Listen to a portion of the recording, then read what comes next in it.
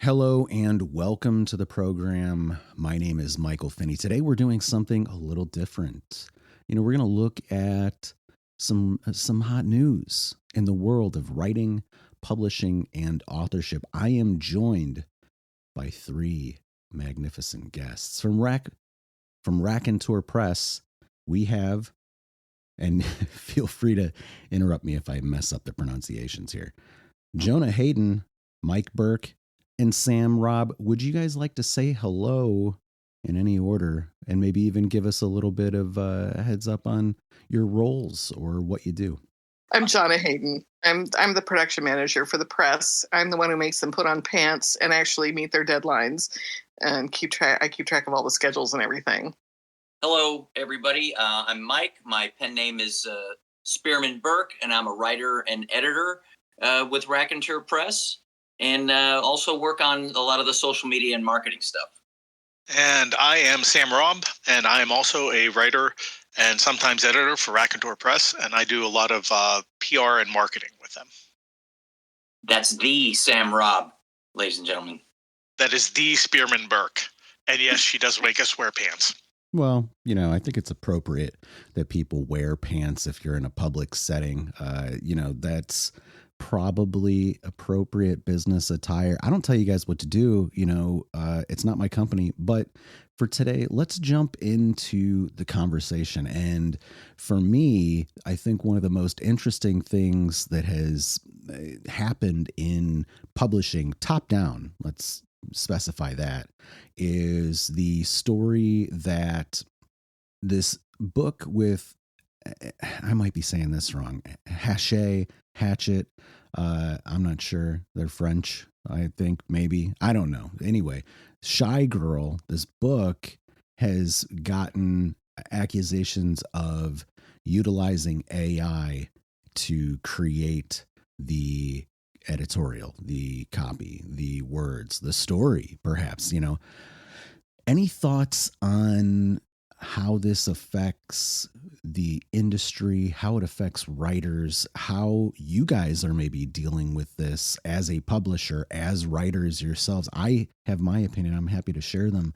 But let's hear from you guys first. You're hanging out. You took the time. Woo! Good question. Well, that's not a great big loaded bomb. Yeah, it is. That's the point. In all honesty, right? Who cares? I'll just throw that out there as the readers, apparently, because this was a self-pub book that they picked up because it was popular. Apparently, the readers liked it. So I don't know if you're giving them what they want and they're enjoying it enough that a publisher comes along and says, "Wow, gosh darn, we should probably acquire this and make this one of our properties and try and promote it." One, I would think that they would do a little bit more due diligence than they actually did, apparently. But two, people like it. She did something great about it. So I don't know. I just find it hard to get upset about the fact that it was produced the wrong way. Well, and to that end, too, I mean, there's a whole lot of Chicken Littles running around with their hair on fire about AI, and they aren't really understanding the processes involved in using the various systems. I mean, we're talking about 25 different platforms that could be an AI assist on writing something. And right now it's sort of like Donald Sutherland, who's finally been taken over, pointing his finger and going AI, at these things is what it's like out in the industry right now. And my question is, do we really know how much she actually did? I mean, it's like, why are people apologizing for using a tool? The ultimate question is, did she use the tool in such a way to enhance the abilities she already had? It still requires that you understand story and content and structure and stuff, and reading through the book again to make sure that the voice is still really yours. But I mean, everybody with the kill the rabbit kind of thing is just it's kind of excessive. I think the response is so. I mean, and it's just, I'm kind of with Sam on this of like, seriously, people bought the book and liked it. Step up your game, So Yeah, I'm curious, like, what the context of is that she used it, if she used it. And I don't know very much about this story, really. This is the kind of the first time I'm hearing about it. So, how did she use it? In what way? And like Sam said, does it matter? Like, in the great scheme of things, I don't think if you just said, prompted the AI, write me a book, it's going to tell a story that's worth reading. I just don't think it's capable of doing that. So I'm not worried about competing against it personally as a creator. You guys have taken a very balanced and measured and metered sort of approach to your responses. I am, of course, going to play the devil's advocate, and I'm going to go even deeper into the dark side. Now, is AI usage in writing akin to using a KitchenAid to mix up your dough? Maybe, maybe not. What happens when the KitchenAid or the sewing machine want to make bread? They want to sell bread. They want to make clothes. They want to sell clothes. We aren't even into that part of the discussion, and we are rapidly approaching that line. Raconteur Press,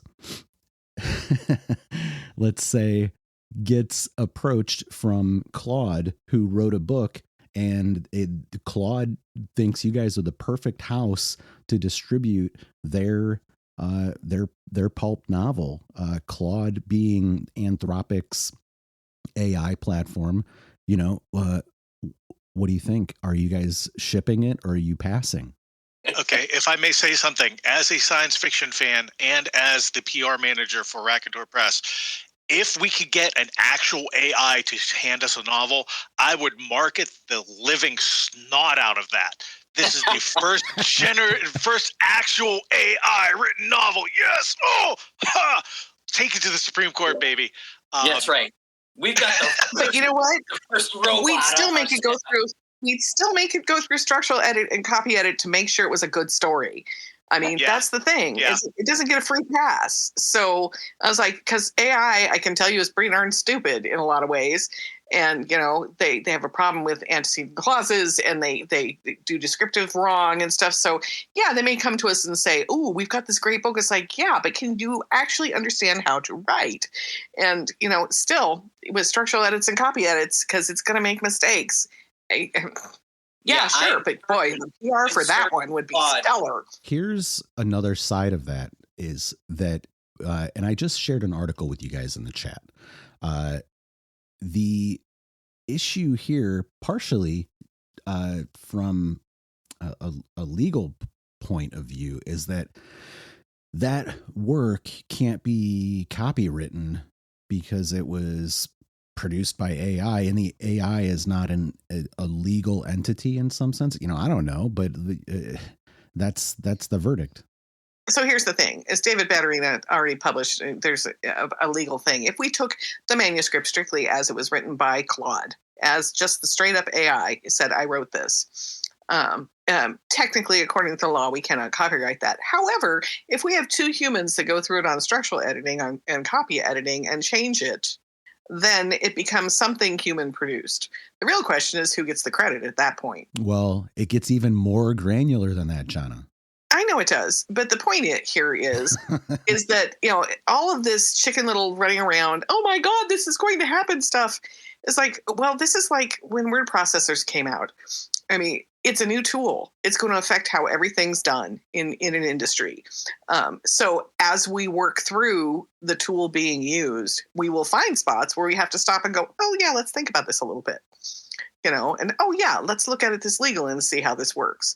We're still at the very beginning of the opening of the West here, with this tool. And for everyone to completely lose their minds and be convinced the entire world is coming to an end, about AI is not the right approach. And the what if and stuff like that is like, well, let's base this on some reality here, as opposed to these wild stories of how all this. I even made a bingo card about this just because I was so annoyed and put it on my ex about all the horrible things that AI is going to do, because people aren't being thoughtful about it and approaching things in a thoughtful way. They're looking for the worst case scenario and trying to build the worst case possible thing so they can be the most upset about it and then run around and scream. So that's kind of where I live in this. So yeah, and if you honestly, the thing that really kind of just kind of boggles me is the various science fiction authors types getting down into the weeds on this and with that sort of attitude, because this is our genre. This is what we've been thinking of for what 50, 60, 70, 80 years, 100 years. Yeah. You go back, your question about, hey, if Claude brings you something, you can't copyright it. You know that, right? Yeah. Isaac Asimov covered that in The Bicentennial Man. So you start looking at these things and you're like, well, yeah, we've thought of all the ways around these problems, because historically we've written stories about characters that had these problems and how to get around them. I think ultimately, right? I've heard people say this: if I can't write better than a machine, then that's kind of just the bar anymore these days.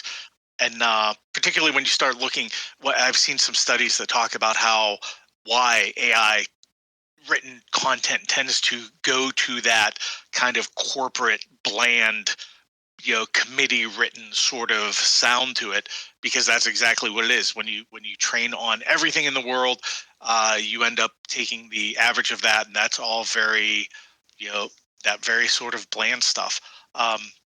I still think that humans can do, as witnessed by everybody getting outraged about AI, people can do spicy and emotion and passion a lot better than AI can. So I think we're probably safe. I agree with you. There's another angle on, or maybe there's another facet is the way to say it, on this conversation. And I think that it is the one that I'm seeing being less prickly to a degree.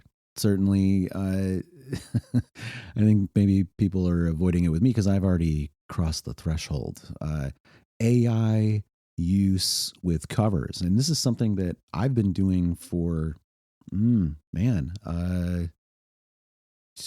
years now. I've been using AI to manufacture imagery, and in some cases, using in painting or out painting, combining drawings that I've done, and also kind of photoshopping stuff together. This is something that for me, I am a novice designer, a young fiction author, and to make these projects viable, AI makes my projects viable and gives me imagery that I'm able to put on this stuff and get out the door in a timely manner. I don't know, what you guys think about that or how you're approaching it. And I know, we don't have Cedar with us today, but I know she's kind of on both sides, right? I've actually answered this question on a couple of interviews. There we go. Really, because we're kind of post debate on this one. It's just like, okay, essentially what image generation is a tool, and people who think it's stealing, I don't understand the various kinds of tools that are actually used, or a diffusion model just makes noise and creates out of noise. And yes, you can create an image out of Midjourney that could be your cover art. That image with no alteration is not something you can copyright. But any designer worth their salt is going to use that as their base sketch for their cover and then build on it, just like you just described.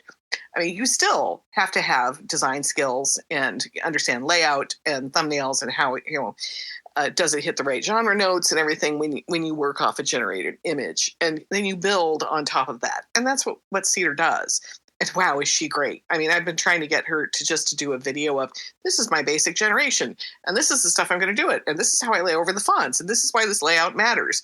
Because if you don't understand that, it doesn't matter what you make, it's still going to be crap. And I know a lot of professional artists who have, I've been doing theater design for 30 years, who see this as, oh my God, a great new tool to shorten my process. I mean, everybody who's using Procreate on their iPad is doing this. They found a tool that's all computer based that allows them to build. So, I mean, it's like with sewing machines. Suddenly I don't have to sew everything by hand. Well, all the hand sewers are out of business now. And, so learn how to use a machine. So essentially, what we run into is a lot of people don't understand how the machines work. And they want to argue about that and point fingers and, be Donald Sutherland. When in fact, when you truly understand how this stuff is generated and how the prompts work, and then you use it as a base that you layer on top of, it's completely copyrightable. It's fast, it's efficient, and it's economical. So that's where we're at. Here's another component of that too. If you fully generate a cover with the title and your author name and the image, and it's all just one shot, there it is, that is incredibly hard to work with for any other purposes. Yeah, you have to be an expert at prompts for one thing, because you're not going to get that, because that doesn't happen. So, because a lot of the generation things don't have any clue how to deal with text and stuff. So it's difficult. I mean, you have to be an absolute expert at the machine. Yeah. But beyond that, I'm saying in a design, from a design standpoint, if all of those assets are on that one image, you can't remix them. You can't pull the title off and use that for other branding purposes. You can't reformat that book cover for various applications, say paperback, hardback, ebook, audiobook. Yeah, layering is a thing. You have to be able to layer. So. Yeah, right. Yeah. And that to me is critical because I'm consistently making these covers for these different formats, and they must be able to be adjusted. And once it's finished, it is incredibly difficult to massage those components into different orientations and stuff like that. It's just my opinion, which I think kind of bridges us into, unless, hey, if you guys have thoughts, feel free.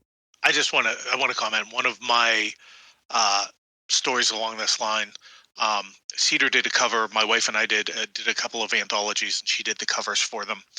We were at a conference, and somebody I never met before walked by, stopped, turned around, picked up the book, and said, "This is one of Cedar's covers, isn't it? How do you know her?" Her style comes through, and I have no idea how that works, because I'm the equivalent of drawing stick figures when I try and work with AI, image generation. Her style comes through.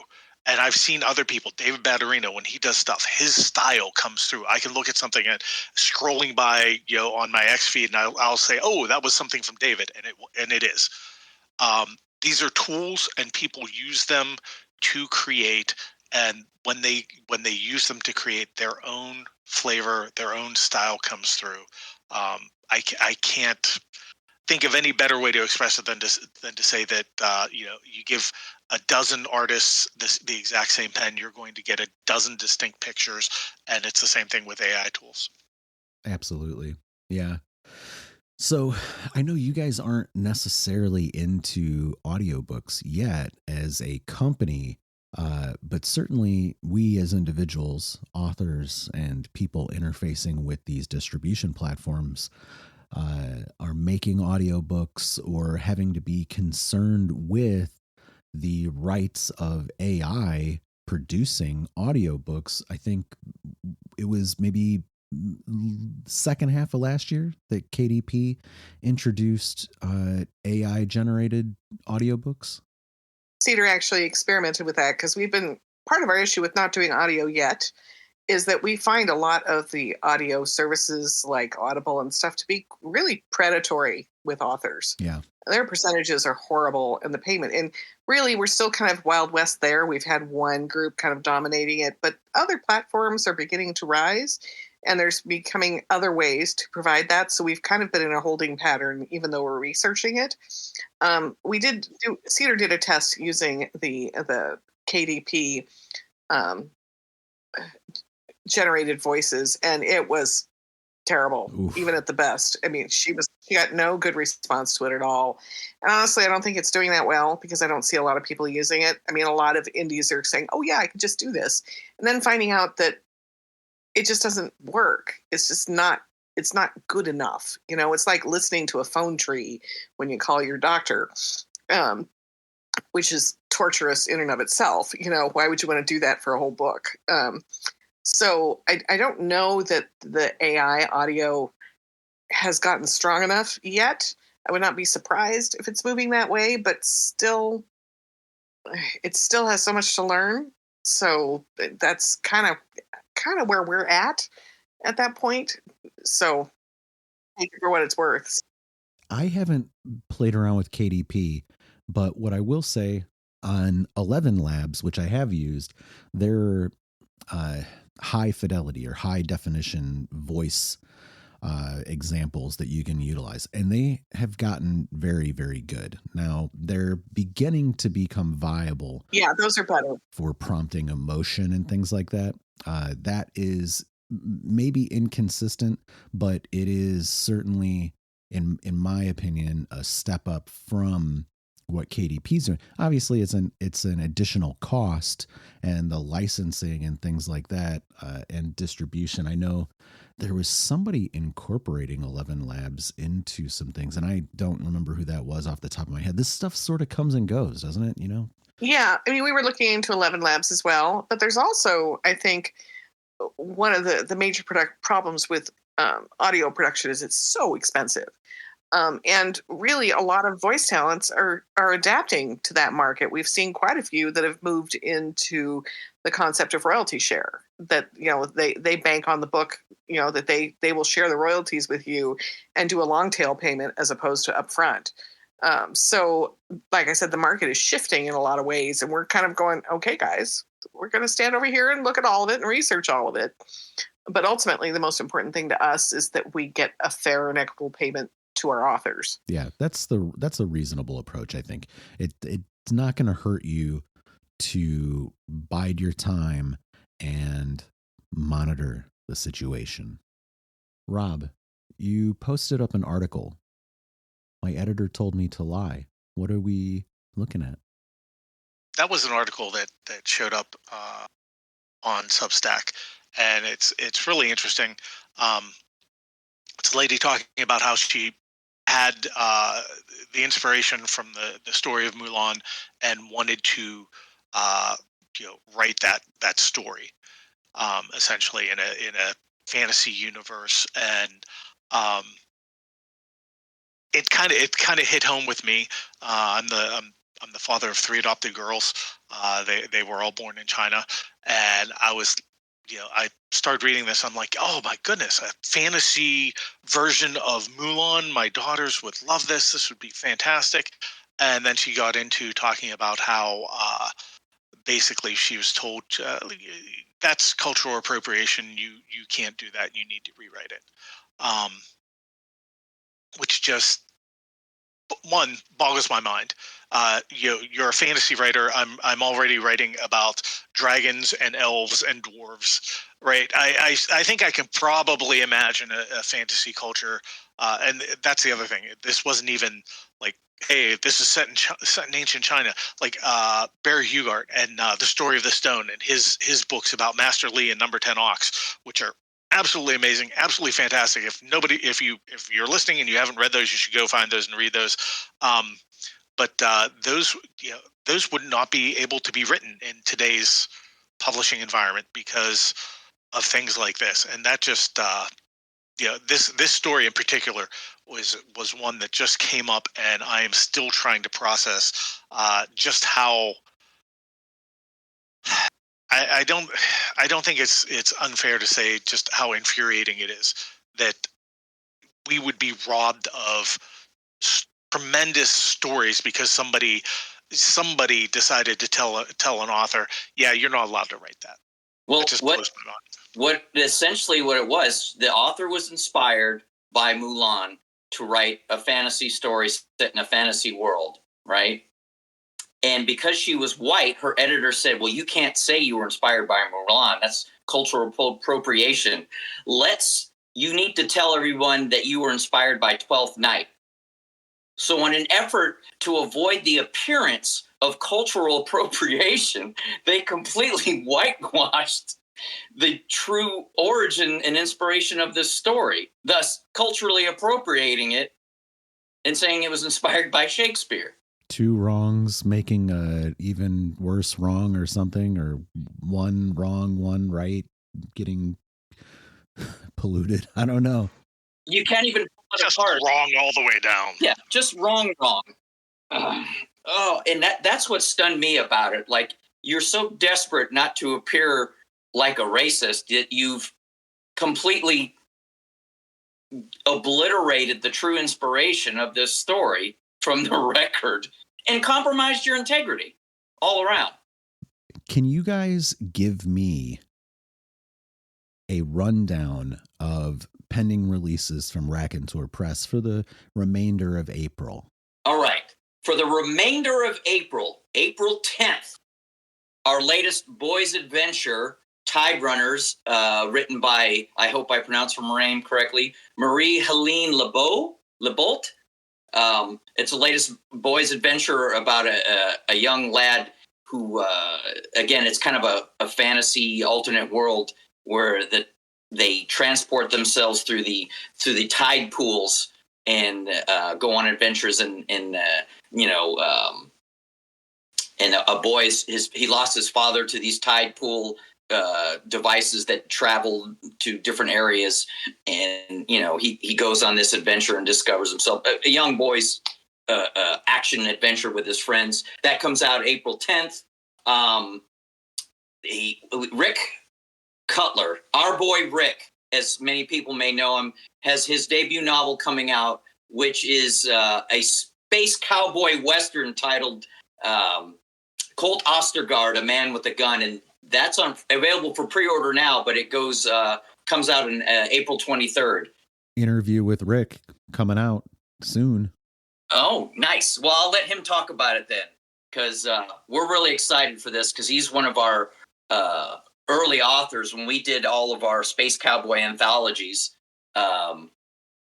He's got a story about Colt Ostergaard in every one. If Raconteur Press was a small town, he would be an early resident. That's right. He would be the mayor. And finally, our latest anthology is coming out on the 17th, Anti-Heroes, which is stories about, little old ladies going on adventures. She's got a brick in her purse and a 357, and she's solving crime and taking action. And, think, Helen Mirren and the Golden Girls fighting crime and you name it. It's all going to be there. And that was edited by Rita Beeman. I think we 10 stories of badass women. So, nope, that's what we have for April. So, I thought, what about an apple? Apple for the Legion. Oh yeah, that's a secret one. Don't talk about that one yet. Oh my gosh. Way to go, Sam. It's too late. It's on the record. It's already been recorded. It's there. Too late. No, the world is gonna know. You know what? The people can hear it here first. So, J. Ken Pierce, who's we're doing his epic series, Tales from the Long Night, which is like a 12-book series. The man's amazing. We're dropping a teaser novella at the end of the month that leads into Stormjammers that comes out in June. You guys are going to stealth release a book? we're not stealth releasing it, but we're going to surprise people just a little bit. We're going to talk about it next week. Okay. So, All right. yeah. So, but not stealth release, but just, it's like, hey, look, here's an extra. So, but we also don't want to step on Rick, because Rick, we're so very proud of Rick that we want to definitely focus on him. But, and then we're going to like go off to our next guy that we're so very proud of, which is Pierce. So, well, let's focus on just the month of April for at least this time. Are there any final thoughts or bits of information we haven't covered that you guys feel are important or relevant or otherwise? Well, about the press, I can say that anything. I guess why.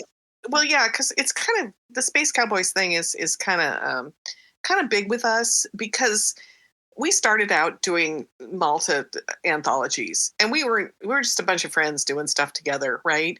And then, there's an origin story that we got Ian drunk, and he agreed to do another different theme, which was Space Cowboys. So Space Cowboys, the first was our first step into, hey, maybe we could actually do this.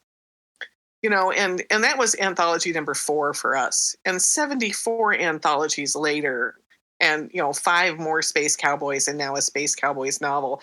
In a lot of ways, this is kind of a marker for us as a press, that something that was just a dare has turned into this juggernaut of a schedule, and finding amazing authors, and like publishing over 400 people. And so if we seem inordinately proud of our Space Cowboys this month, that's why. I mean, it's a real statement for where we started and where we are now.